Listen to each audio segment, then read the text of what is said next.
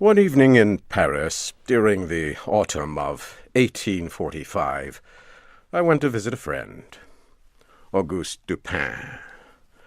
We were smoking our pipes and talking when the door of his apartment opened. Mr. Germain, the head of the Paris police force, came into the room. "I came to ask your advice," Germain said to my friend Dupin. "I'm trying to solve a very important case. It is also a very simple case, so I really need your help. But I thought you would like to hear about it, because it is so strange. My men and I have worked on this case for 3 months, Germain said. It is a very simple case of robbery, but we still cannot solve it." Dupin took the pipe out of his mouth. "Perhaps the mystery is too simple," he said. Germain began to laugh. "Too simple," he said. "Who ever heard of such a thing?" I looked at Germain. "Why don't you tell us the problem?" I said. Germain stopped laughing and sat down. "All right," he said. "But you must never tell anyone I told you this. The wife of a very important person needs help. I cannot tell you her name, because her husband is a powerful man in the French government. Let us just call her Madame X. 3 months ago, someone stole a letter from Madame X. She is offering a large amount of money to anyone who can return the letter to her.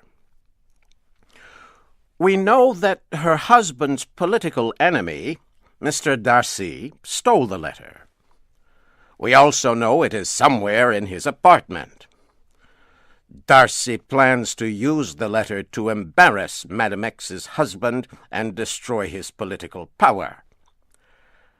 As you know, I have keys which can open any lock in Paris.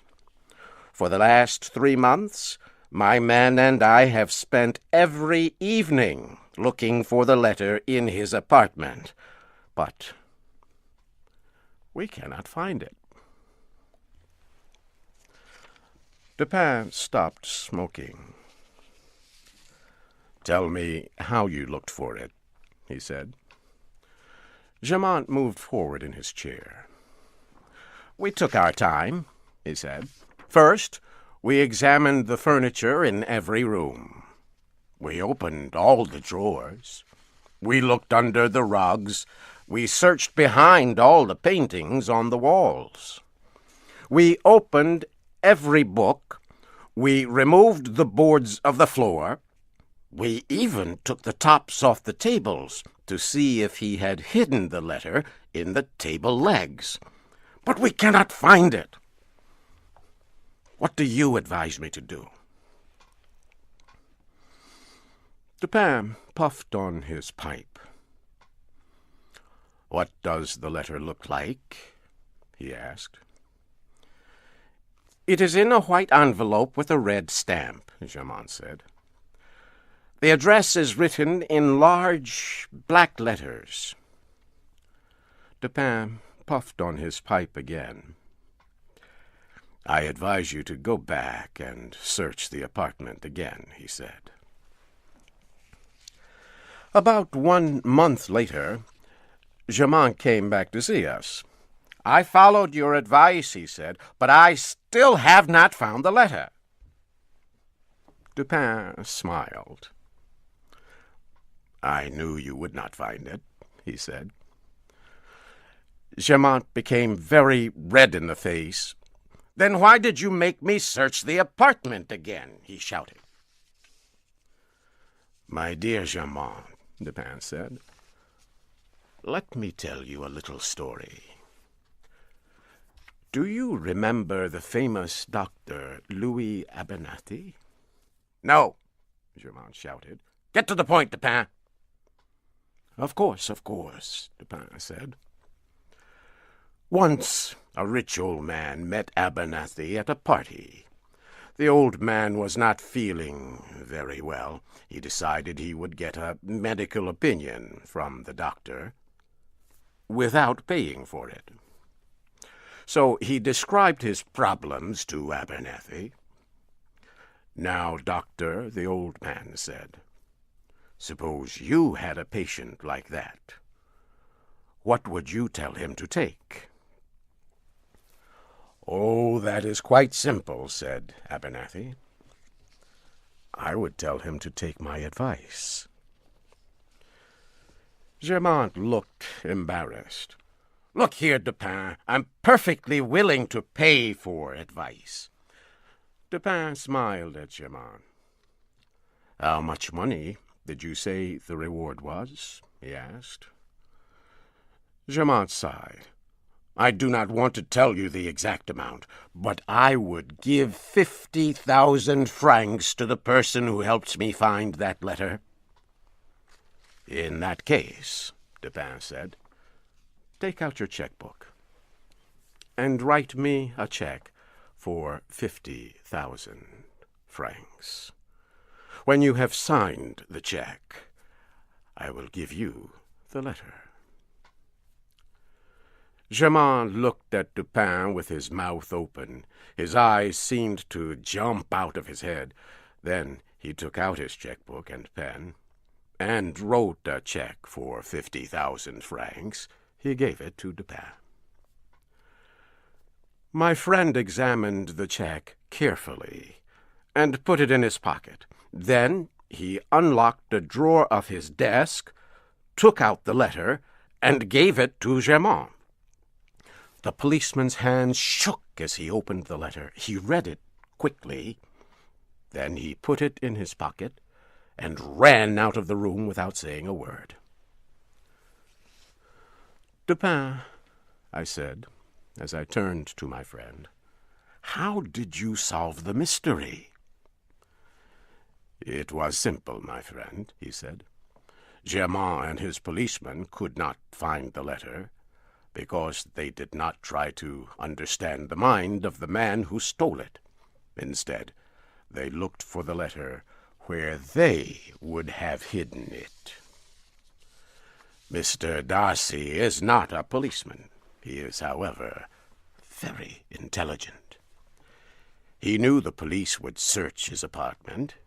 He also knew how police think, so he did not hide the letter where he knew they would look for it. Do you remember how Germain laughed when I said the mystery was difficult for him to solve because it was so simple?" Dupin filled his pipe with tobacco and lit it. "Well, the more I thought about it, the more I realized the police could not find the letter, because Darcy had not hidden it at all. So I went to visit Darcy in his apartment. I took a pair of dark green eyeglasses with me. I explained to him that I was having trouble with my eyes and needed to wear the dark glasses at all times. He believed me. The glasses permitted me to look around the apartment while I seemed only to be talking to him. I paid special attention to a large desk where there were a lot of papers and books. However, I saw nothing suspicious there. After a few minutes, however, I noticed a small shelf over the fireplace. A few postcards and a letter were lying on the shelf.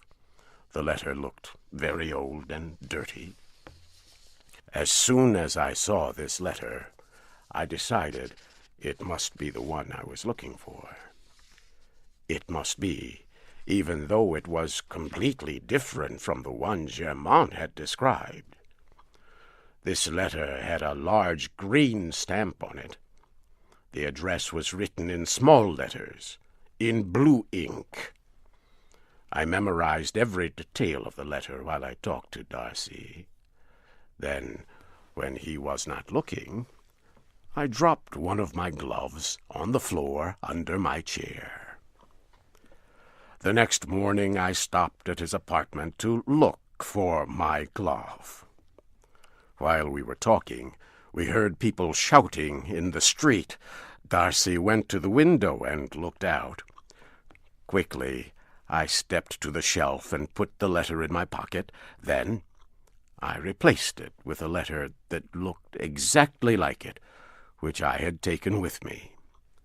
I had made it the night before. The trouble in the street was caused by a man who had almost been run over by a horse and carriage.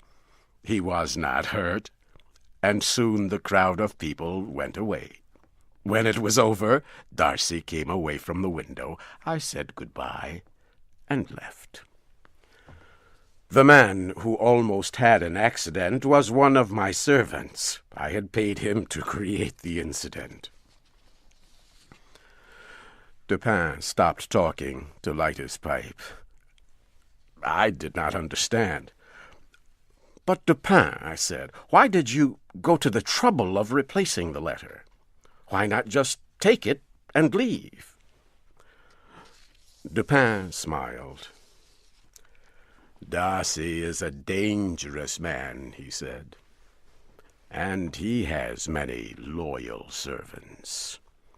If I had taken the letter, I might never have left his apartment alive."